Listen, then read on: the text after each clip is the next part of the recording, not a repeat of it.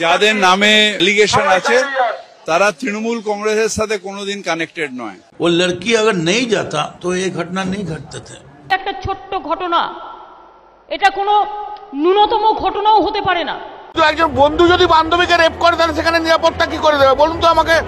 সেদিন যদি আরজি করের দোষীরা উপযুক্ত সাজা পেত এবং নির্যাতিতা তার সঠিক বিচার পেত তাহলে আজ হয়তো কসবা হতো না। বিভিন্ন সোশ্যাল মিডিয়া খুললে এখন এই পোস্টটাই সবার আগে নিউজ ফিডে ভেসে উঠছে, কিন্তু আসল ব্যাপারটা কি তাই, নাকি এর পিছনে লুকিয়ে আছে আরো গভীর কোনো রহস্য? সবটাই জানবো আজকের এই ভিডিওতে। শুধু তাই নয়, এই ঘটনা ঘটার পর শাসক দলের বিভিন্ন মহান নেতারা কি মহান উক্তি দিয়েছেন বা কি মহান বক্তব্য দিয়েছেন সবটাই শুনবো আজকের এই ভিডিওতে। তো আশা করি ভিডিওটা পুরোপুরি দেখবেন এবং ভিডিওটা যদি ভালো লাগে অবশ্যই চ্যানেলটা একটু সাবস্ক্রাইব করে রাখবেন।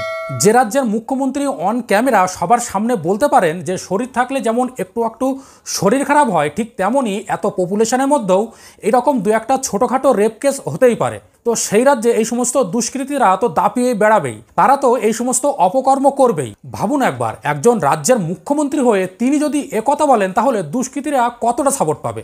তার উপর তিনি আবার একজন মহিলা মুখ্যমন্ত্রী, একজন মহিলা হয়ে অন্য একজন মহিলাকে কতটা অপমান না করলে তিনি একথা বলতে পারতেন না।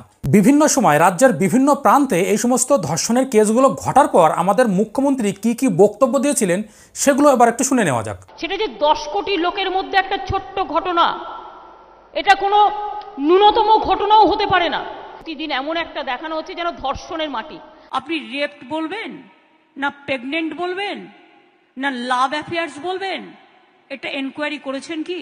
শুনলেন তো, যে রাজ্যের মুখ্যমন্ত্রী প্রত্যক্ষ এবং পরোক্ষভাবে এই সমস্ত ধর্ষকদের সাপোর্ট করে, তাদেরকে বাঁচানোর চেষ্টা করে, সে রাজ্যে তো এইরকম ঘটনাগুলো হামেশাই ঘটবে। এবার আসুন আমাদের সব জানতা ফিরহাদ হাকিম তিনি এ বিষয়ে কি বলছেন সেটা একটু শুনে নেওয়া যাক।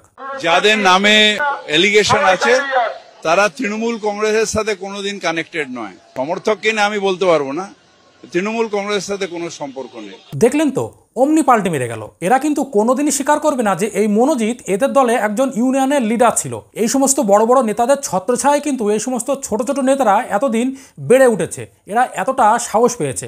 আর যখনই এইরকম একটা ঘৃণ্য ঘটনা সবার সামনে এলো তখন কিন্তু এরা সরাসরি পাল্টে মেরে গেল।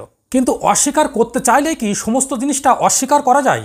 মনোজিৎ টিএমসি দলে ছিল কি না ছিল তার আসল সত্যটা এবার জেনে নিন। আমি একবারও আমরা কেউ অস্বীকার করিনি যে না সে তৃণমূল ছাত্র পরিষদ করতো না। কোনো এক সময় সে যখন ছাত্র অবস্থায় ছিল সে দক্ষিণ কলকাতা জেলার যে জেলার সভাপতি আছে সে সেই সময় করেছিল। তো এবার ভাবুন, একজন বলছে মনোজিতের সঙ্গে টিএমসির কোনো সম্পর্ক ছিল না, আর একজন বলছে মনোজিতের সঙ্গে টিএমসির সম্পর্ক ছিল। তো এবার কারটা বিশ্বাস করবেন? আসলে এই টিএমসির সমস্ত নেতা নেত্রীরা এরা এত মিথ্যে কথা বলে যে গলা পর্যন্ত গঙ্গার জলে দাঁড়িয়েও যদি এরা সত্যি কথা বলে তো মানুষ এখন এদের কোনো কথাই বিশ্বাস করবে না। রাত জাগো দিন জাগো, নিরাপত্তার কি আছে? সব জায়গায় তো একই অবস্থা। পুরুষের মানসিকতা যদি যতক্ষণ না ঠিক হবে ততক্ষণ পর্যন্ত এগুলো ঘটবে। তো একজন বন্ধু যদি বান্ধবীকে রেপ করে তাহলে সেখানে নিরাপত্তা কি করে দেবে বলুন তো আমাকে। এখানে সহকর্মীরাই রেপ করছে, তাহলে অন্যায়টা কারা করছে? ঠিকই তো বলেছেন, সমস্ত অন্যায় আমাদের, আমরাই সমস্ত অন্যায় করেছি। আমরা কে যে এই বিষয় নিয়ে কথা বলার? আর হ্যাঁ, আপনাকে একটা কথা বলি, সমাজের সমস্ত পুরুষের দিকে আঙুল তোলার আগে নিজের চরিত্রটা ঠিক করুন। সবাইকে নিজের মতো করে ভাববেন না। আর এ রাজ্যে যদি মানুষের নিরাপত্তা দিতে নাই পারেন তো কেন বসে আছেন গদিতে? ছেড়ে দিন না। কে বলেছে এরকম অপদার্থ একটা সরকার চালাতে? পুলিশকে তো নিজের মতো কাজ করতে দেন না, আইন ব্যবস্থাকে তো নিজের মতো বিচার করতে দেন না। वो लड़की अगर नहीं जाता तो ये घटना नहीं घटते थे।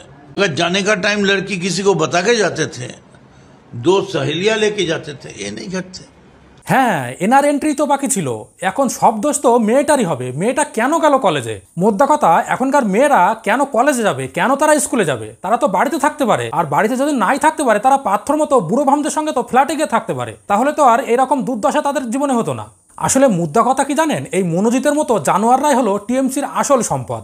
এই মনোজিতের মতো কুলাঙ্গাররা না থাকলে এই টিএমসির দলটাই চলবে না। এখানে যে যত বড় অপরাধী তার তত বড় পদ। এত কিছু ঘটে যাওয়ার পরেও দেখবেন আমাদের মাননীয়া সবার সামনে বলবে এই ঘটনাটা ওই মেয়েটার জীবনে ছোট্ট একটি ঘটনা, আর তার জন্য 10 লক্ষ টাকা কম্পেনসেশন দিতেও প্রস্তুত। আর যে রাজ্যে একটা মেয়ের সম্মানের দাম 10 লক্ষ টাকা দিয়ে কেনা হয় সেই রাজ্যে তো এরকম ধর্ষণের মতো ঘটনা দিন দিন বেড়েই চলবে।